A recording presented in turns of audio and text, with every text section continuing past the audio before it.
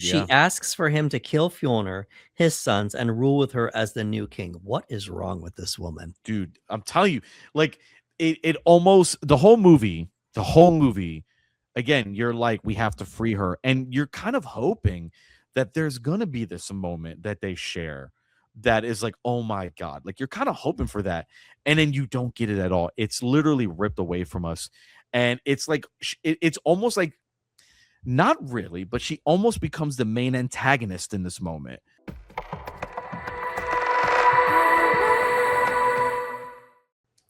Hello, friends. I'm Anderson Marchak. And I'm Ricardo Segura.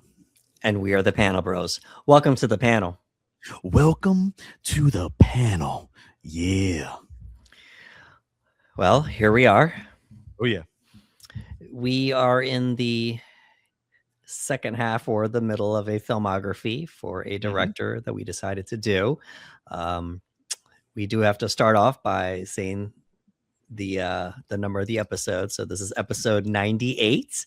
98, we are brother. Getting towards that episode 100. I'll remind you folks again at the end of the episode to let you know what to look out for. But we're here at episode 98, and we've already done The Witch. We've already done The Lighthouse. So this brings us to our next one here. And let's get started. This was directed by Robert Eggers, of course, and it was released April 22nd of 2022.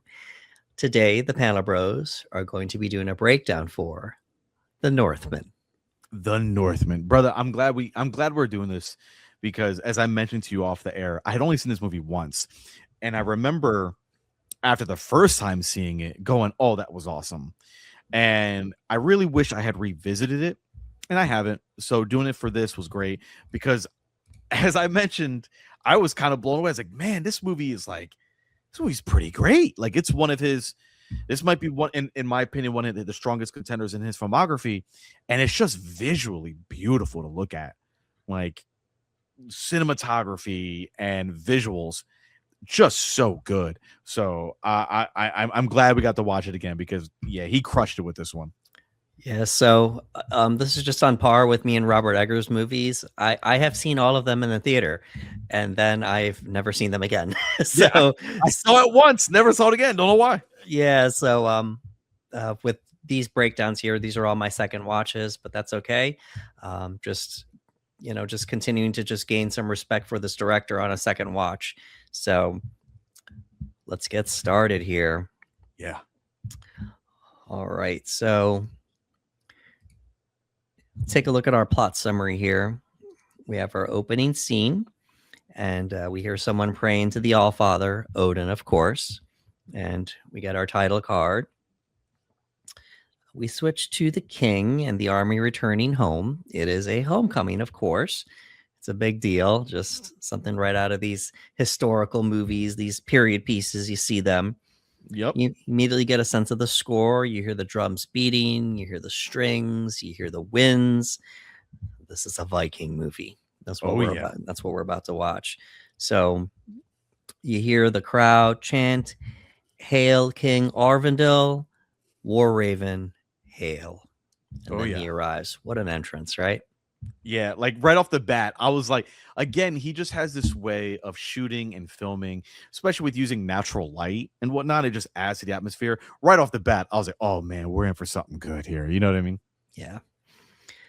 So the king has a conversation with the queen. And did I not mention them? Oh, let's back up a little bit. It is AD 895 in the North Atlantic. We have King Arvindil, played by Ethan Hawke, and the War Raven, and he returns to the island, reuniting with his wife, Queen Gudrun, Nicole Kidman. Oh, yeah. And his heir, Prince Amleth. This is the young version. We will see the older version pretty soon.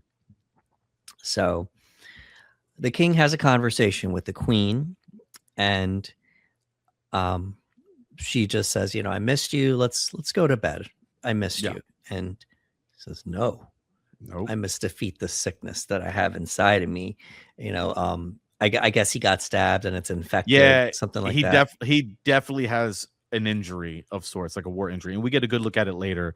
And you know, it's an interesting, we get a look at the perspective on how they view life and mortality, and you know, dying in battle Yeah. versus this and that. So in this scene, she's like, "Hey, I haven't seen you for an entire season. Like, let's go to bed." And he's just like, you say, he's very much like, "No, I must beat this. I must not be weak or allow myself to become weak. I have to take care of this because I will die in battle." Right. Like, to him, the idea of dying to this weakness or this infection is like, no, I'm not going to, I must take care of this because I will die in battle. Because as many in that mythology believe, like, they must, in order to be welcomed into Valhalla, they must die in battle. So it's very Right. much like, no, and just shuts her down right away. Yeah. As you said, you know, I will die in battle with honor. A warrior's death means a lot to this culture. And Mhm. she affirms him, "You will die in battle, my lord." So definitely sets the tone for the movie and what this means. Absolutely. So we have our first screen share here. Got this ceremony, so to speak, with the king, his son, and the fool. Oh, yeah. So to prepare Amleth for his eventual ascension to the throne, the father and son participate in a ceremony overseen by Arvindil's jester, Heimer, played by Willem Dafoe. Of course. Of course, brother. I love the working relationship we have between Willem Dafoe and Eggers. And it doesn't matter if it's a really big role or a small role. He's getting Dafoe to do some crazy, weird stuff. And it's awesome seeing him do it. Yeah, it's great. So all right, let's put that away there. So it's a little bit odd. They walk around on all fours. They're behaving like a dog. Mhm. They drink mead. So that's, you know, that's alcohol. They're burping. They're passing gas, and then we transition to them making declarations about life and what they want. Yeah. So the ceremony just means a lot to them.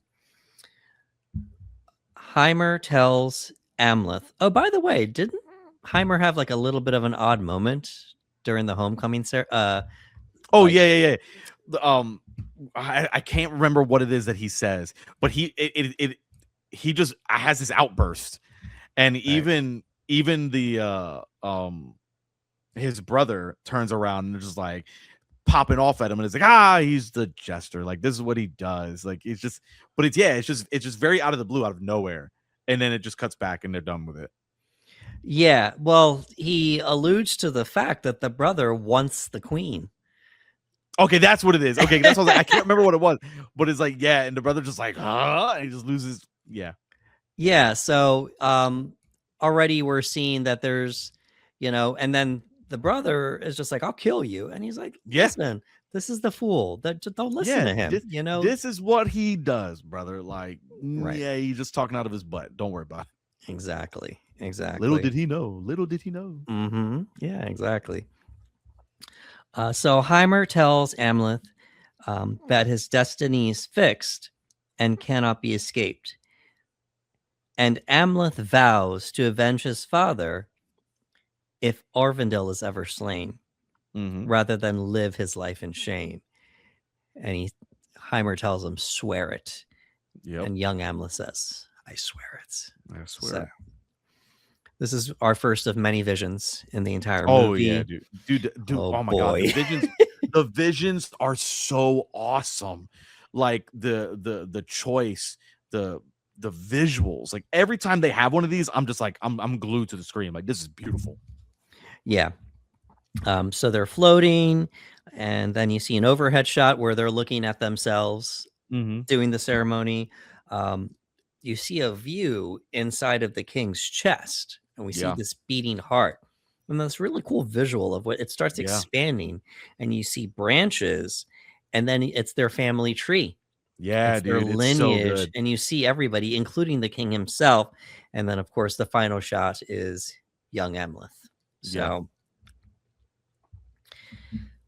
the next morning, Amleth's uncle, Fjolnir, that's Clay's Bang, stages a palace coup.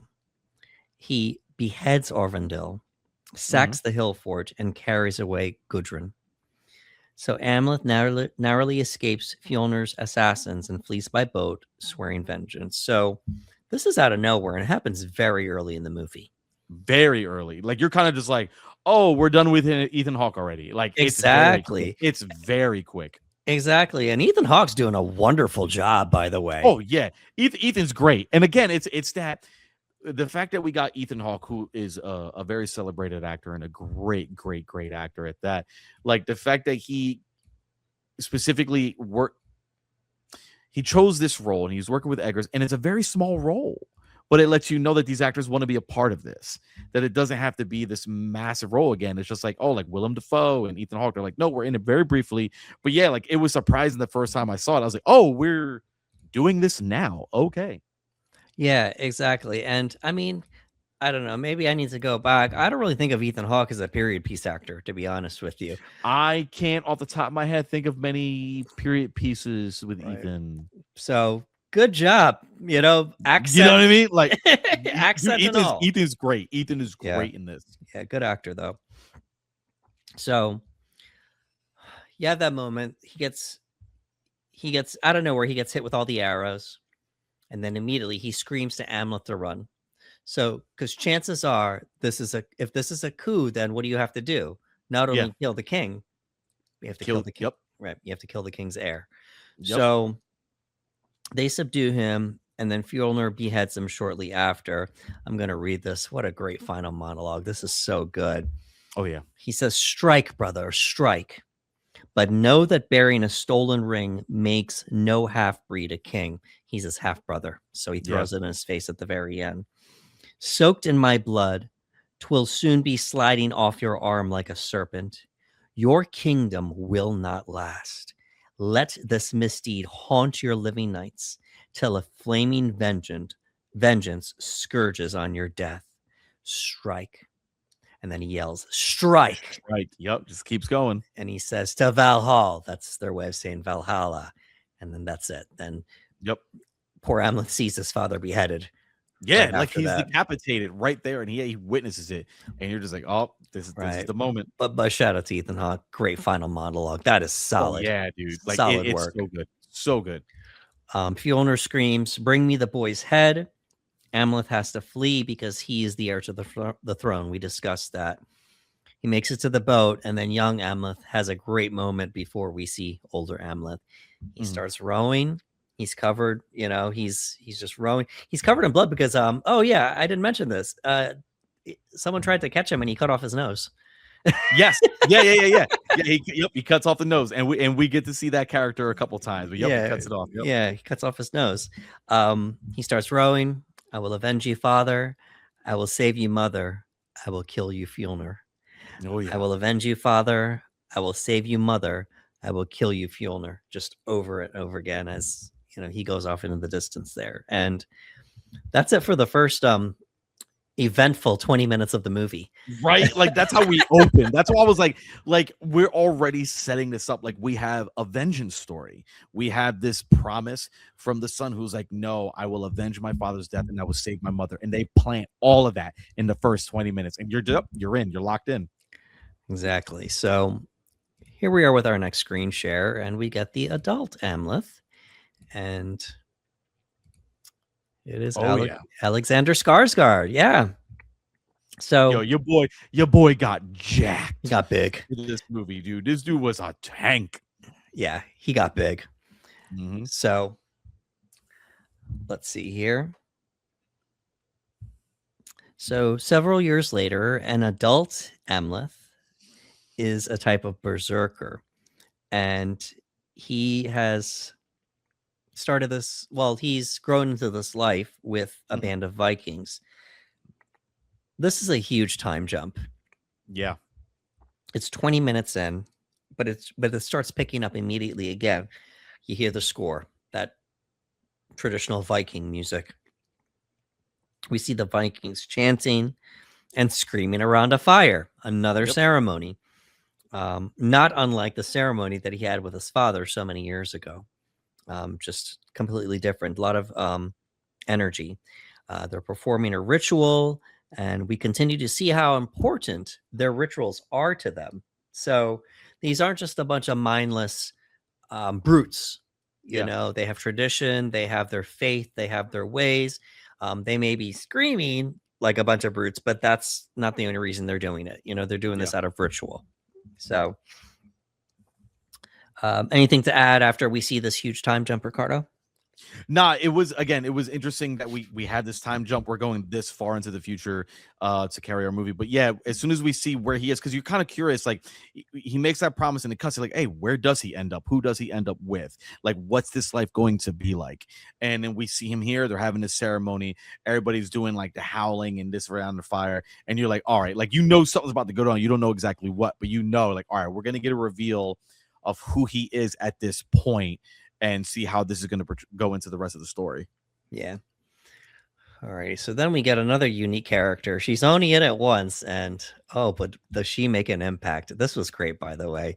Mm-hmm. So a very distinct voice too when she starts speaking. But so there's our. By the way. Oh yeah. And we're gonna gush about this, but shout out to the costume design team. Yes, I'm glad you said it, because my God, what a look! Like, yeah, it's just so cool. Again, every time he does something like this in this movie, like the lighting, the visual, it's just gorgeous to look at. Yeah, and that's over and over again. Just the next character, the next character, Mm-hmm. the next character. Just great costume design. I brightened this up because I wanted to be able to see every detail in it that we're showing everybody here. So after sacking the village, he encounters a Seeress, so like a bit of an oracle, played by none other than Bjork. Oh yeah, of course, none other than Bjork. And when you hear this woman start speaking, oh, that's Bjork.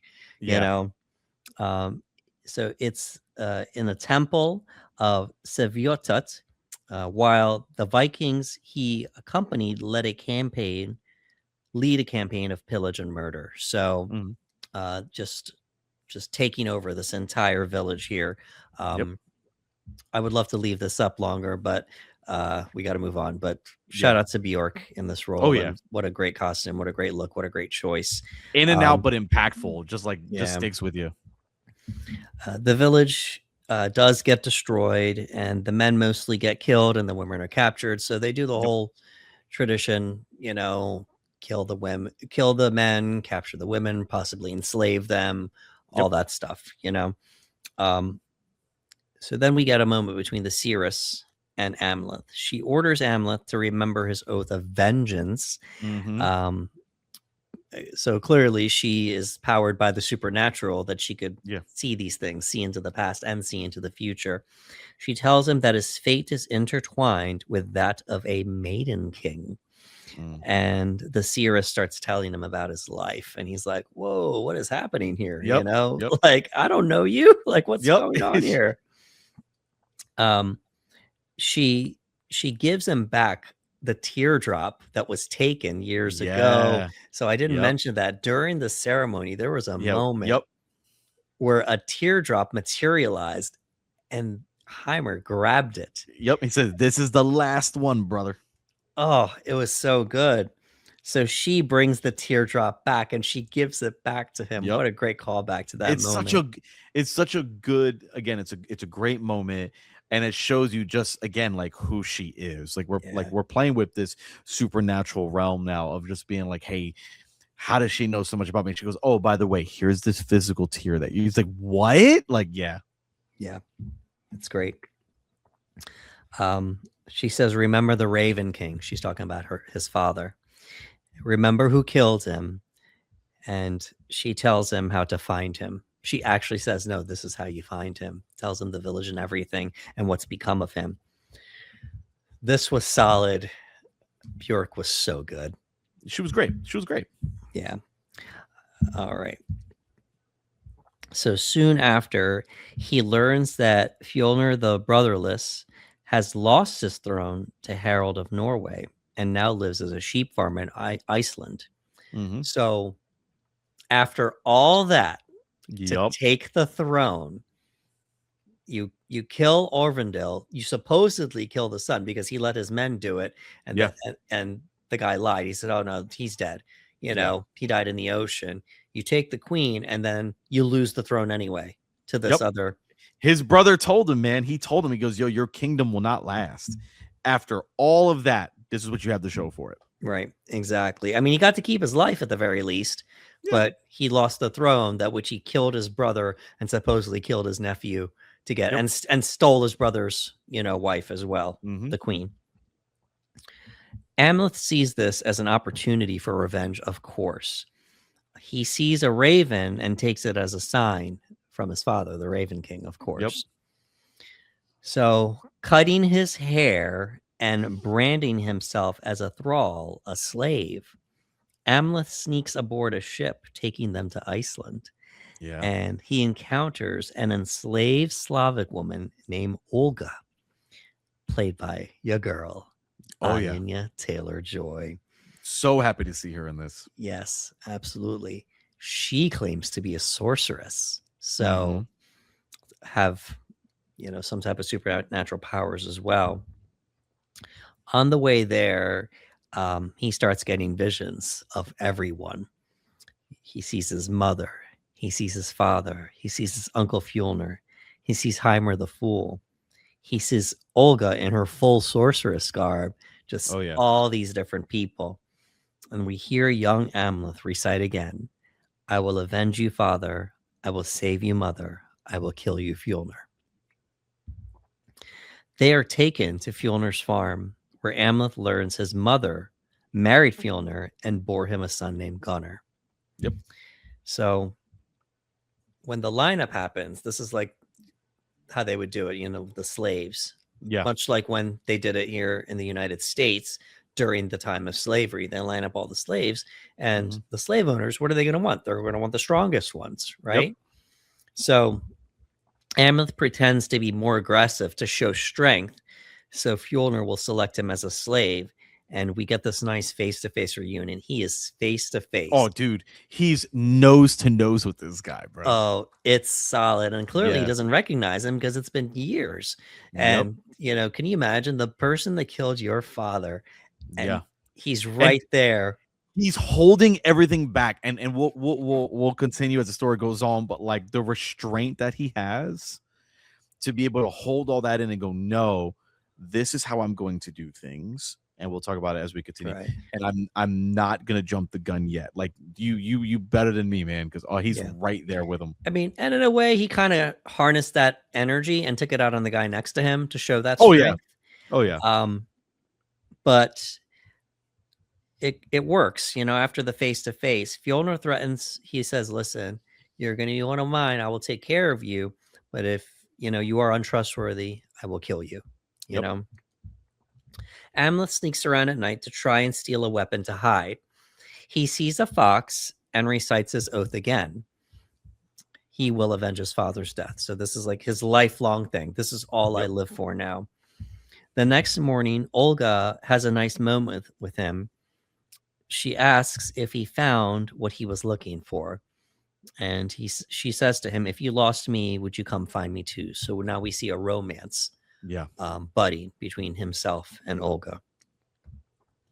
One night, Amleth follows a vixen, aka female fox, and encounters a warlock who facilitates a seance between Amleth and the skull of Heimer, whom Fjolnir has also murdered. So we find out he killed the fool too. He got Yep. him.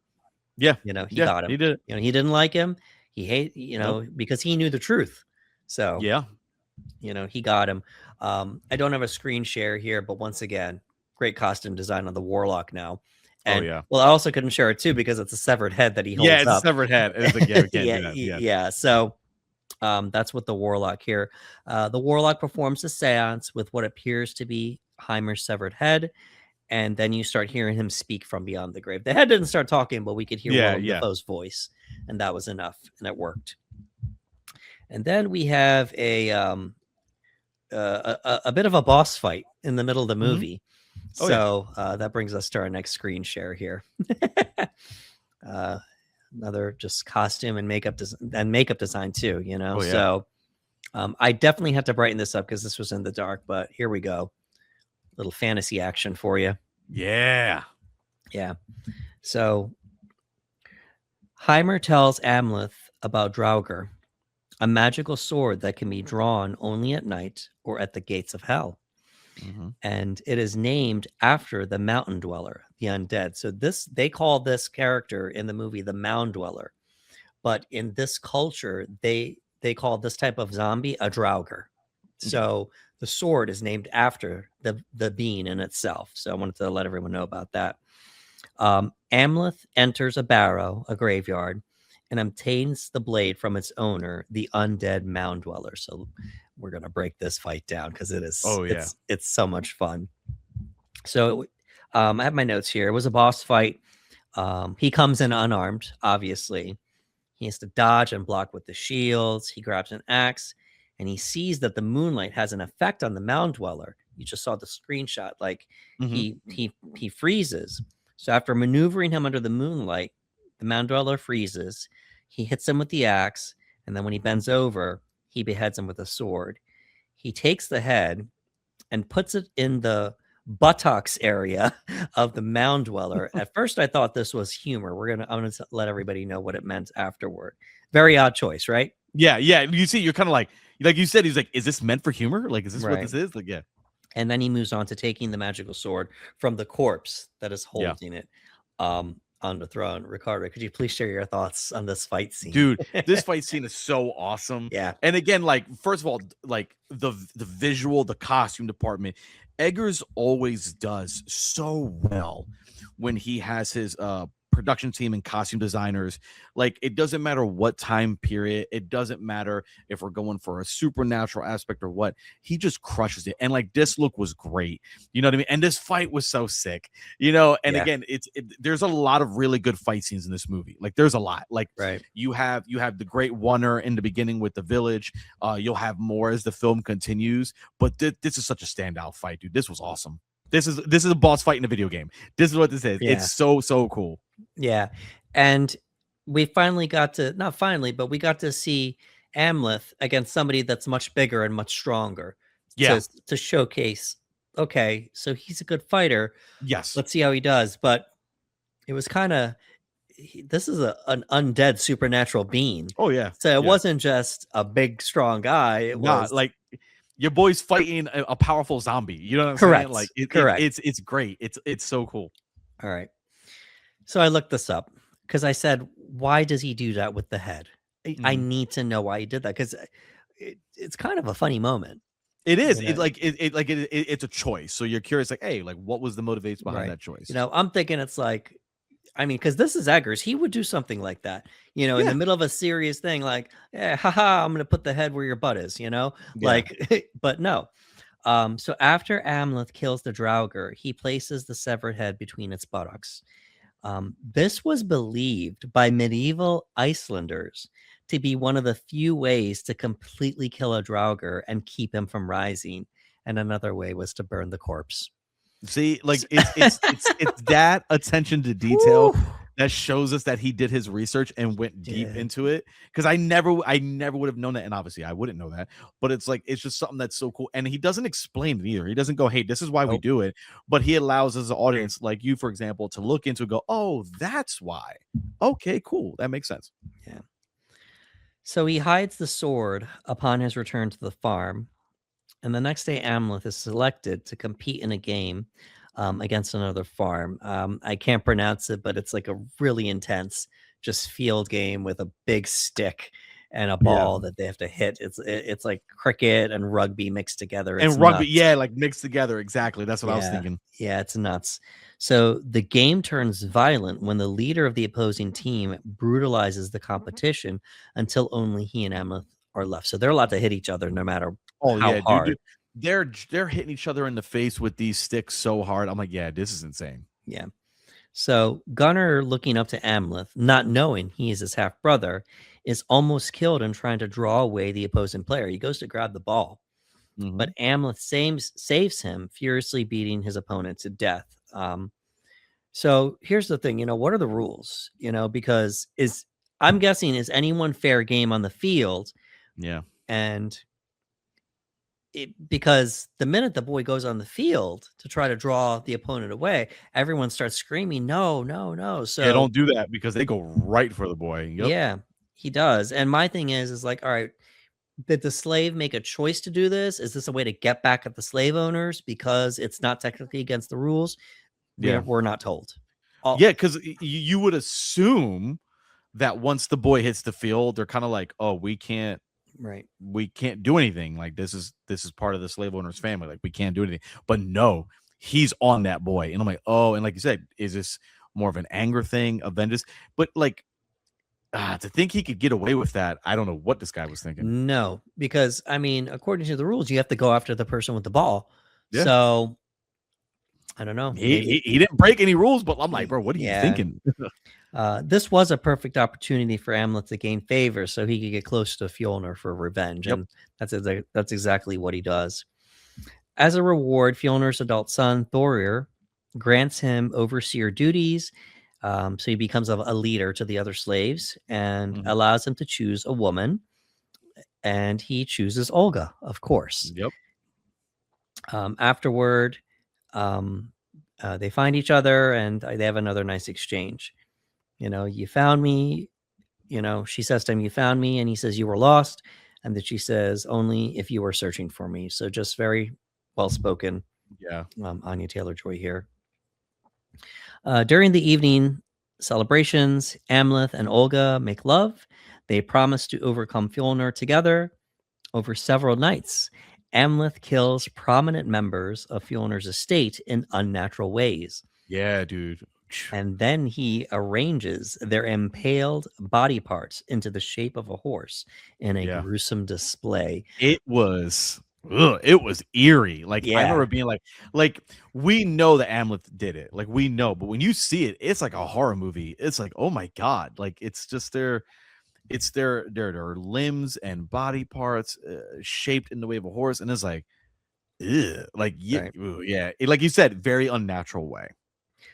Of all of his movies, this might be the least horror movie, and it's not really listed as a horror movie, but Eggers can't resist to have some horror elements. Yeah, because I was like, oh god. Yeah, there's just clearly a horror moment, just a very gross out moment. And we've seen how raw this culture is, right? They behead people, but they're not rearranging body parts to be shown like this. So yeah, it was not good. It did its job. This makes Fjolnir and the entire state believe they are under attack from an evil spirit. Yeah. Christian slaves are believed by Thorir to be responsible. Olga mixes the food supply with fly agaric poison, to a potent hallucinogen. This allows Amleth to enter Fjolnir's house, and Amleth reveals his identity to Gudrun, who replies that she was Orvandil's slave and that Amleth was conceived by sexual assault. Gudrun also reveals that she masterminded Fjolnir's coup because she wanted both Orvandil and Amleth dead. Yeah, dude. We are now going to unpack this wild moment. So we're going to get to it here, brother. So she drops a huge accusation, trying to disparage his father. Is it a mind game or is she being truthful? But then she says she was behind the whole thing. So we're going to get to the one part in a second here. Let's just unpack that first part here. What were your thoughts the first time you saw that, where she said, "Oh no, you ain't coming here to save me. I did this whole thing to you." Oh, ouch. It's such a twist, man. Yeah. Because like when you watch it the first time, and obviously Amleth's father is killed, and you're like, okay, so she's left with nothing. So obviously he's going to take her hand, and it's one of those, you kind of feel bad for her. Like she lost her son Amleth, and now she has nothing. So she's going to remain queen by remaining with him. So you would from a sense of empathy understand why she does it. And to only find out years later is like, oh no, like she completely planned it. And she says it. She uses the term begged. She goes, I begged him. I Yes. begged him to do it.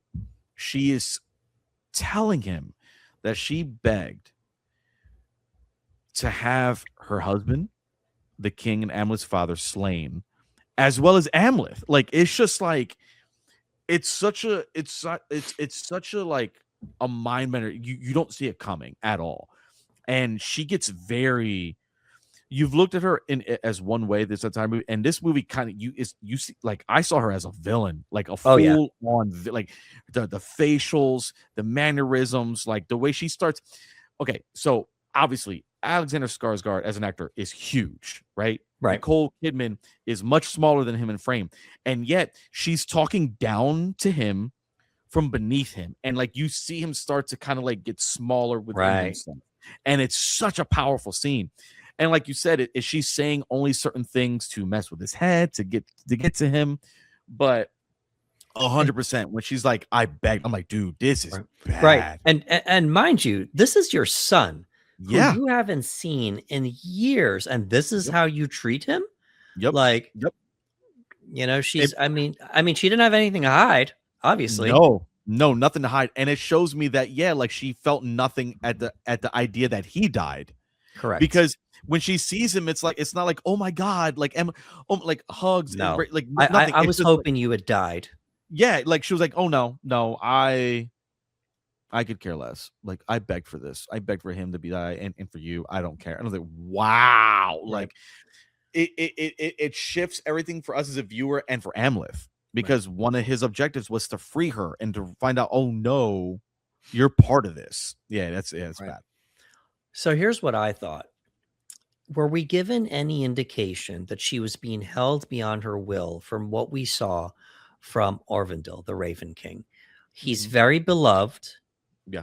I don't, he doesn't appear to be unfair when we see him with everyone. He had a chance to talk down to the fool when his brother got upset, but he rather, instead of talking down to the fool, he kind of diffused the situation. He de-escalated with his brother. So he showed aspects of leadership along the way. So you kind of wonder, was this her excuse to essentially, you know, clearly she was cheating on her husband with his brother and then form this coup? That in her mind, did she create the scenario? Was it true? Was it not? We'll never know. Yeah, we don't know. We don't. And again, like, obviously Eggers could have had it in the script or in the film itself where we get to see moments where he mistreats her or devalues her, but we don't see that. The only instance that you can think of, which isn't insane, is just the idea of she's like, hey, let's go to bed. And he's like, no, I have to make sure this is okay. I can't do that. She's like, I haven't seen any season. He goes, I have. And, you know, one can misconstrue that anyway, one way or another, and perhaps to her that is just part of the problem. Who knows? But you never know. You just never know. Yeah, it's written in a way where you immediately hate Nicole Kidman's character. Oh yeah, immediately. It's written to do that. And just when you think you can't dislike this woman anymore, she goes and does this. Oh, dude. She tries to seduce Amleth, who after a moment rejects her. She says all these nasty things to him, these just awful things. And then she leans in and starts kissing him. And just, I'm not making an excuse for him because this is awful. He kisses her back for a moment. Yeah. Just so many thoughts just running through his head, you know, just confusion.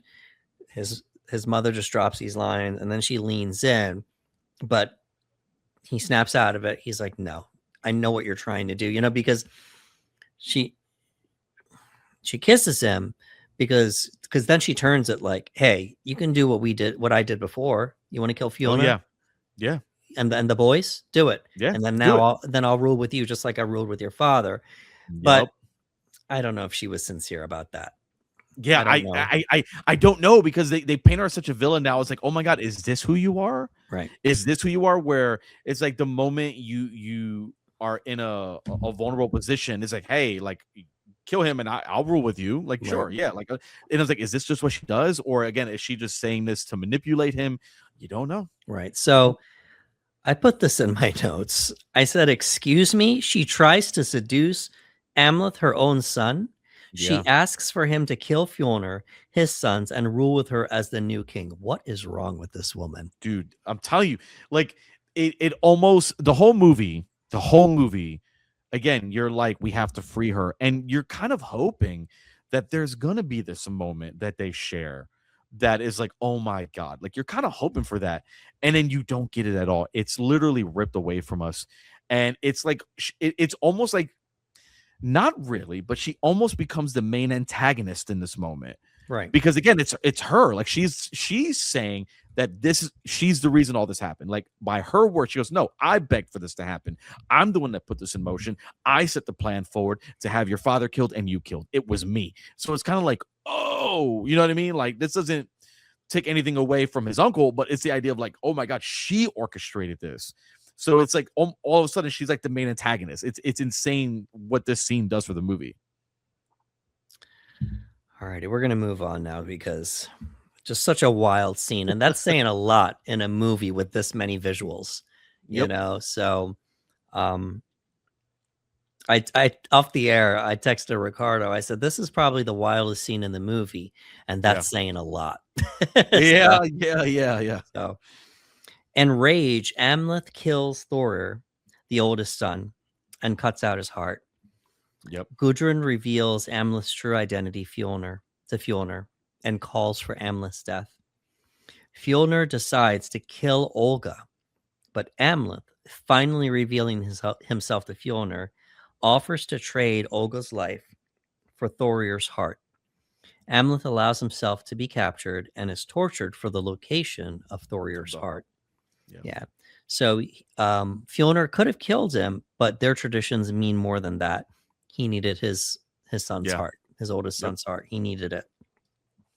Amleth is released from his restraints by a flock of ravens sent by Odin himself. So apparently Eggers is saying that their god sent divine intervention.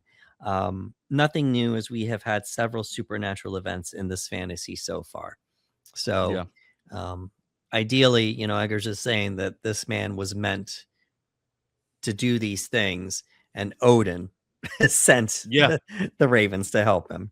Yep. It's that fate, brothers. Like you were meant to do this. Yeah. So, all right.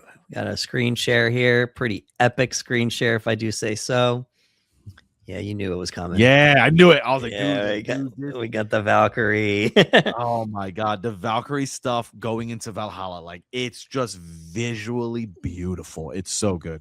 Yeah. So after Thorir's funeral, we get a vision of a Valkyrie. By the way, that funeral is pretty odd. They had a little bit of an.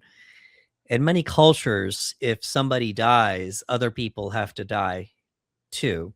Mhm. I want to say that in Egyptian culture, if the king dies, the servants have to go in there too. Oh, okay. You know what? Maybe. Yeah, the servants. sounds- I know the pets do. The pets do. That sounds pretty accurate. Yeah. So in this culture, it's the same way. So the woman servant, she was killed because she had to go into the afterlife with Thorir. So I had to look that up. So we do get a vision of the Valkyrie here, full on with a flying horse and all. And then Amleth wakes up. It was a dream, but what a vision. And once again, he is dreaming of Valhalla. So it's just, when I die, I will die in battle, but the gates of Valhalla, you know, wait for me. Yep. So shout out to the Valkyrie. What an awesome it's such awesome visual, dude. non-speaking role, but great casting, because this person just goes for it. And then shout out to the costume and the makeup design once again there. Yeah. All right. So we got our final screen share here. We're actually starting to wind down with the movie. We got our beautiful couple towards the end. She saves him. Olga rescues Amleth, and Amleth decides to abandon his quest for revenge. and the two decide to escape by boat to his kinsman in the Orkney Islands. Aboard the vessel, Amleth has a vision and realizes that Olga is pregnant with twins, one of whom will be the Maiden King, prophesied by the Seeress. Oh, yeah.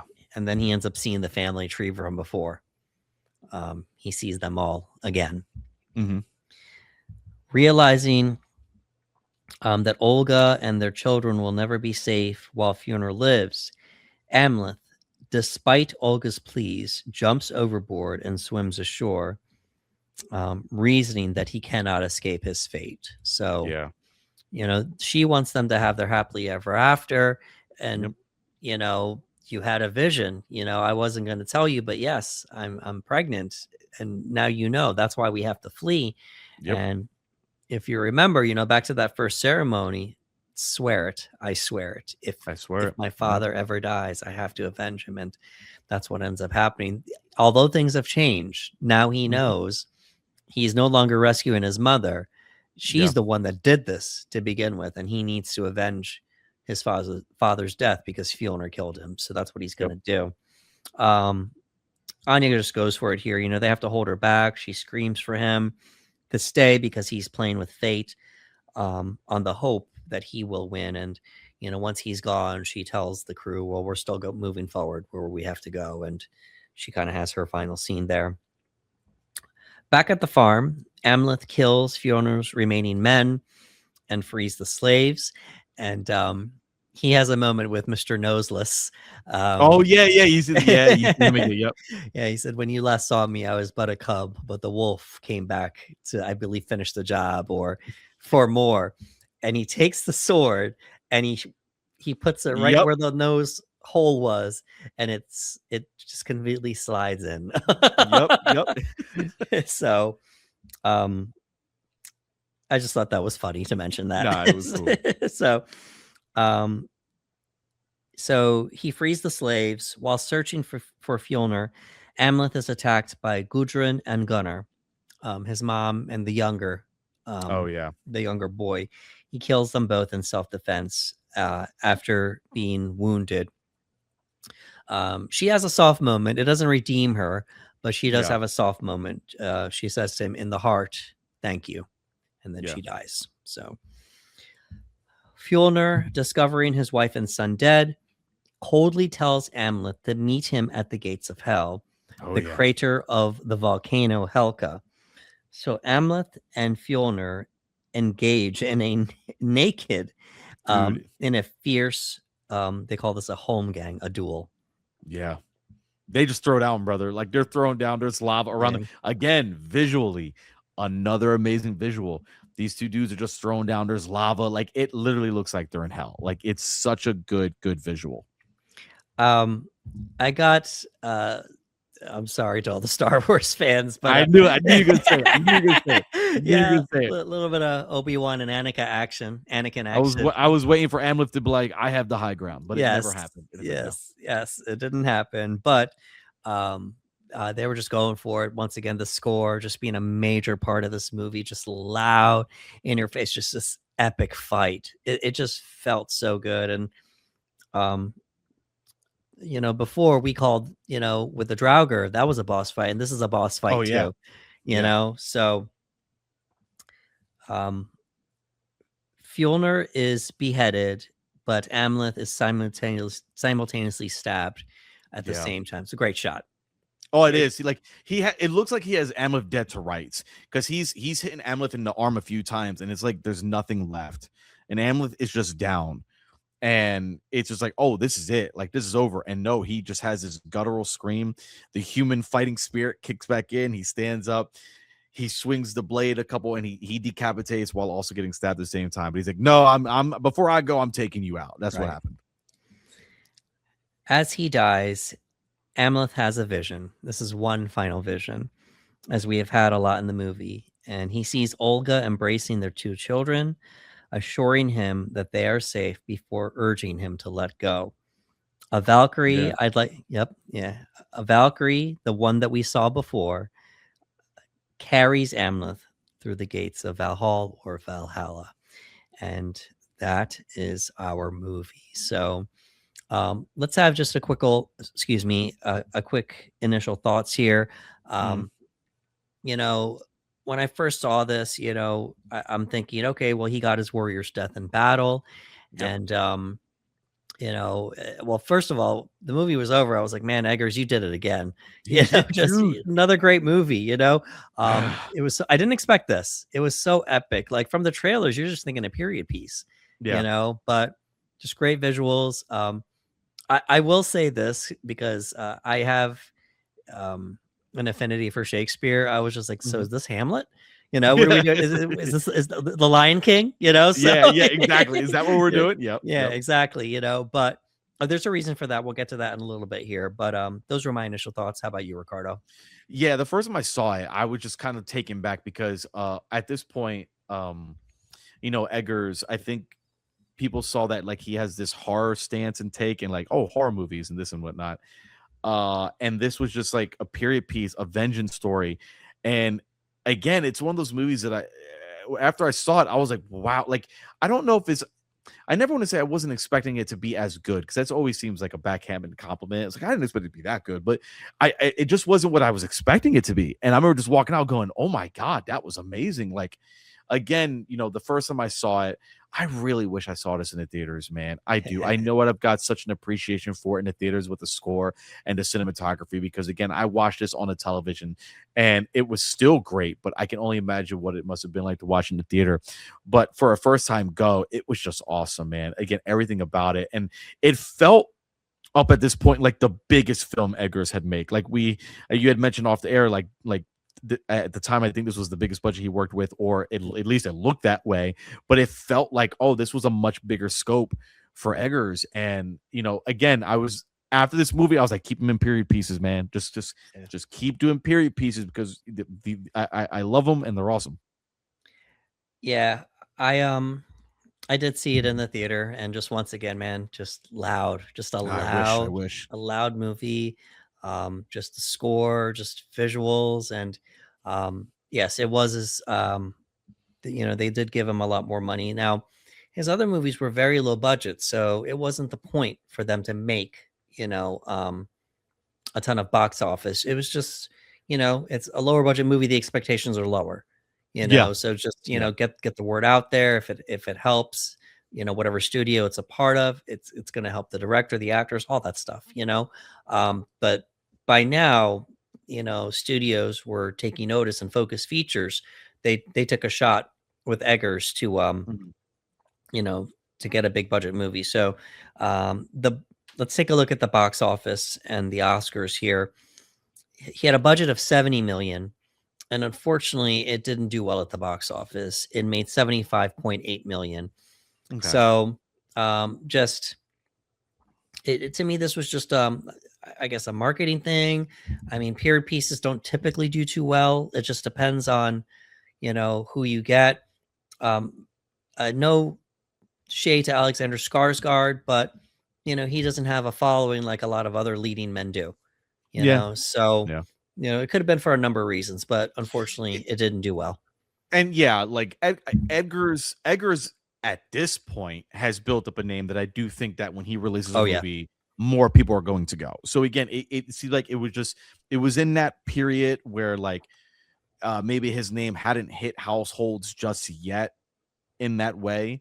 And like you said, like sometimes Alexander Skarsgård, who I think is a terrific, I think he's a great actor.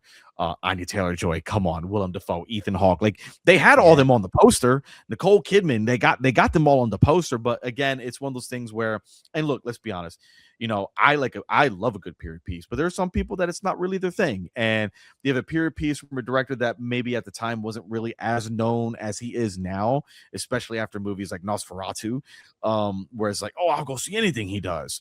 But at this point, it is unfortunate because it is a very good movie and it's very well reviewed as well, if I'm not yeah, mistaken. Like it did, very well reviewed. So it's like people who watched it did enjoy it. I think the critic score is much higher than the audience score, but one way or another, like people did enjoy it overall. So it is sad, and I mean it came out in you mentioned 2021, so 22, like April. 22. Yeah, Okay, so April. it came out in 2022. Movie theaters were still kind of coming back, if that Right. makes sense. Like we were still dealing with the the comeback of theaters. So maybe it was just one of those things that people were just like, like, nah, we can wait. Maybe it was one of those situations, but I wish I saw it in the theater. I just couldn't at the time. But man, yeah, good movie, brother. Yeah. So once again, here we go with the Oscars, no nominations. So Sad. yeah, once again, Eggers is shut out. No Golden Globes, no major awards recognition. Just the way that it went. That will soon change. But yeah, unfortunately, let's take a look at the trivia here. Director Robert Eggers wanted some of the berserkers to be completely naked, but he did not pursue this because he feared it would be too audience alienating and give the film too high an age restriction. So Okay. essentially, we were looking at NC-17 if that's the Oh case. yeah. Yeah, it's Yeah. already violent beyond violent. So and there's a decent amount of nudity in the movie as well. So you're looking at NC-17 at that point. Yeah. In the original shooting script, the undead warrior was meant to be Attila the Hun. That's cool. Ooh, that would have been really cool. Yeah. Oh, that would have been cool. Yeah. The body parts Amleth nails to the wall for the horse are set in the shape of Sleipnir, Odin's eight-legged steed. So Odin's horse, he does it to make it look like Odin's horse. So that's something that I was able to look at. If you take H from the end of Amleth's name and put it in the beginning, you get Hamlet. Oh, okay. Okay. You get There it Hamlet, is. Okay. a Shakespearean play inspired by the story of Amleth. And I had to look it up. So Amleth was written. It was the character's story was written by Saxo Grammaticus. So it was based on that author. So not an original, but now we know where the name Amleth came from. Okay. There we go. It's Hamlet. Hamlet. But there you go. You asked it earlier. Is this Hamlet? It is indeed Hamlet. Yes, it is Hamlet. Once again, animals do play an important part. We have ravens, wolves, foxes.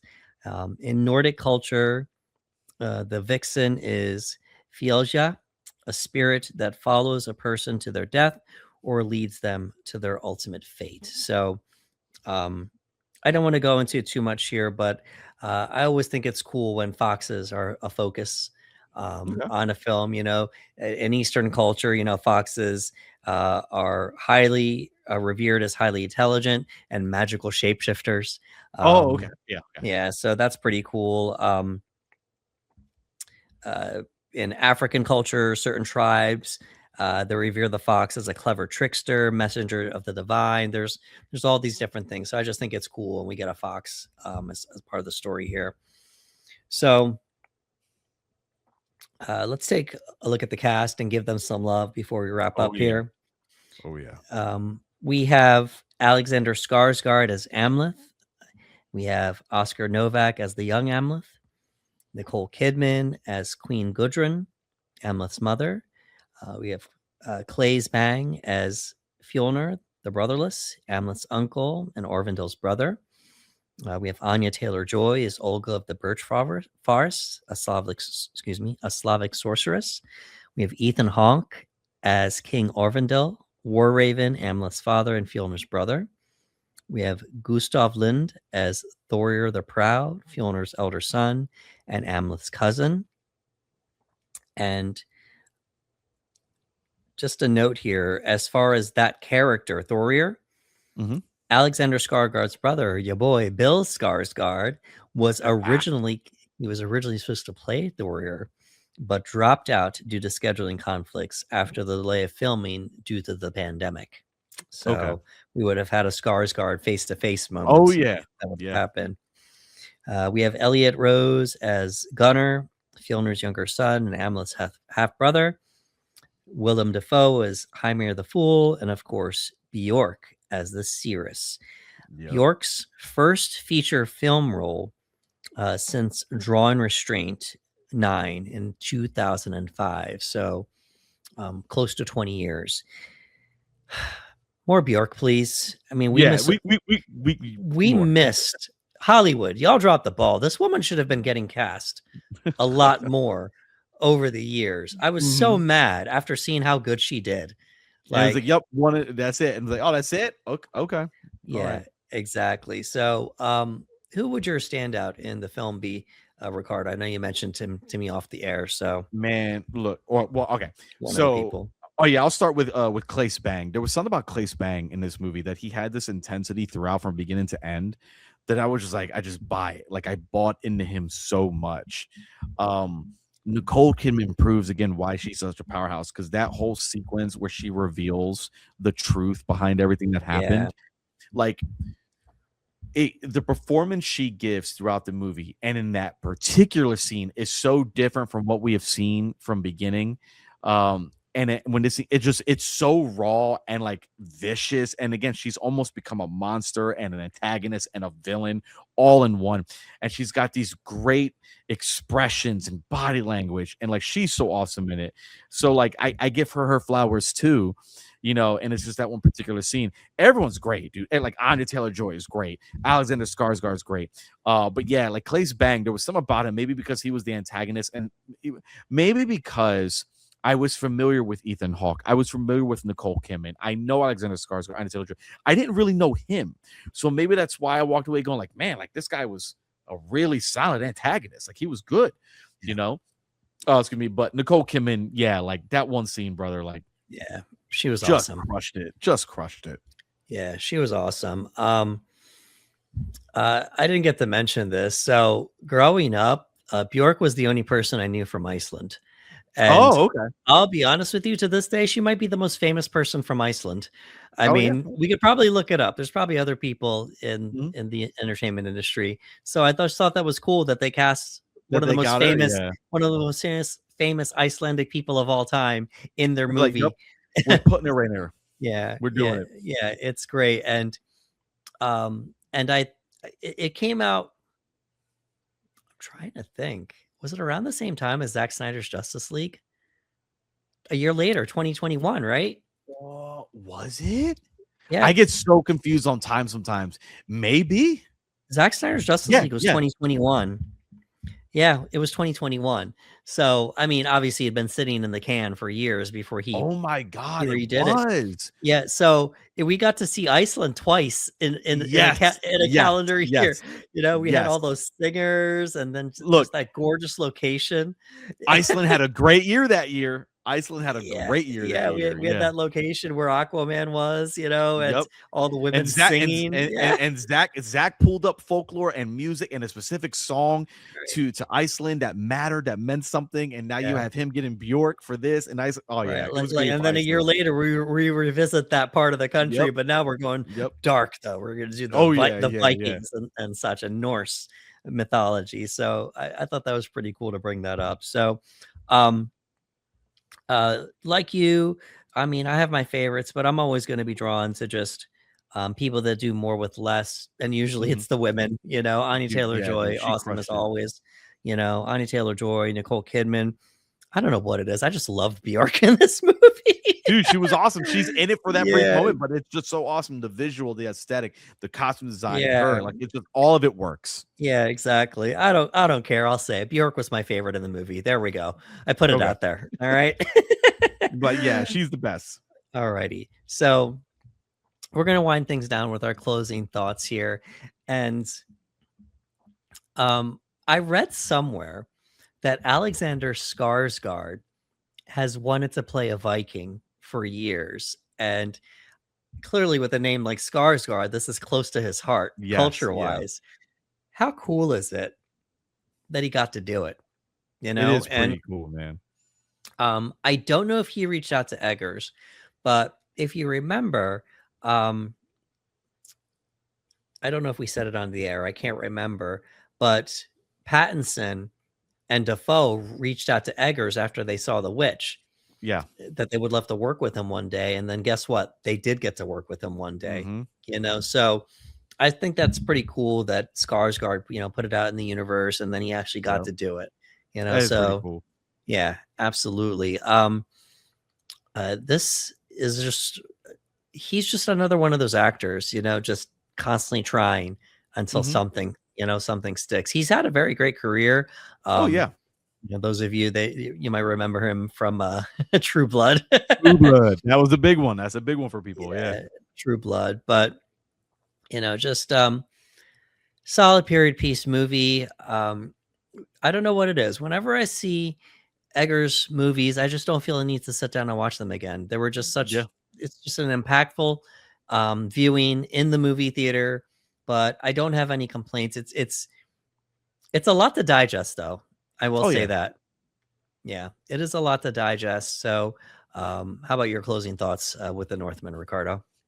I love The Northman. The Northman was another example of me seeing a film from a director going like, yeah, he's got me whatever he makes. Like, I really enjoyed The Witch quite a bit. That was a surprise for me. Like, ooh, what is this? I don't know anything about it. Watched it and I was taken back and I was like, ooh, this is great. And then The Northman as well, where I was kind of like, okay, like he's got me. And you could feel the love and passion that he has for period pieces. And I think that's why they translate so well on screen. And even just the way he films those movies, so that way it feels more authentic. Again, using natural lighting for these sequences and scenes, it just adds an element to become as realistic as possible. But yeah, so the first time I saw it, I immediately just walked away from it going like, wow, what an experience. Like, what a movie. Like, again, it's not a story that we're not not familiar with. Like, we've seen Right. vengeance stories, right? So we always want to see a director put their spin on it, a writer put their spin on it. They can be like, oh, how can you make this vengeance story interesting? And we introduce Norse mythology. We have Valhalla, we have Valkyries, we have these visions, we have these supernatural moments and sequences and whatnot, and the idea of fate and the idea of like what it means to die in battle, this culture being represented and how important it is. And the end of the movie kind of even leading into that, where you see it in his eyes, like you actually see it in Yeah. his eyes, and it's so beautifully well done. But walking away from it for the first time, I went, yeah, like Eggers is that guy. Like, he's another one of those directors that I'm like, if he's got a movie coming out, I'm interested. This made me want to go back and watch the Vikings TV show, which I've never sat down and I've watched. never seen it, but I know it Yeah, exists. people rave about it. That first Mhm. premiered in 2013. So here's my exposure to Norse mythology. Anything dealing with Thor in the Mhm. MCU, God of War 2018, and Okay. God of War Ragnarok, Oh yeah. and now the Northman. That's it. Yeah. That yeah. I'm very illiterate as well, and just basically what you said, like do God of War and Thor, and that's all I really know. Yeah. So, but to his credit, I would say Eggers did a great job. Oh, absolutely. Yeah. So, all righty. Folks, that was the Panel Bros official breakdown for The Northman. This was episode 98. Next is episode 99. And we have, what do we have, Ricardo? What's the next one here? We have Nosferatu. Yeah, brother. We have Nosferatu. Woo. So that'll be episode 99 as we continue and for now wrap up the Mhm. filmography of Robert Eggers. If you could please give us a like, share, and subscribe on YouTube, we would appreciate it. Also, drop a comment below. Let us know how you felt about our breakdown of the Northman. How did you feel about the Northman? Let us know in the comments below. The more you do that, the more you interact with us, the more it helps our reach. Folks, this was episode 98. We are moving on to episode 99, one step closer to that elusive 100th episode. Oh yeah. And we have something very special planned. We are not going to announce it until after we get ready to premiere it, but we Mhm. are just trying to build some hype just to let you folks know it is going to be very special. It is going to be a very special episode. So please stick around for that. For Ricardo Segura, this is Anderson Marchak saying thank you for coming to the panel.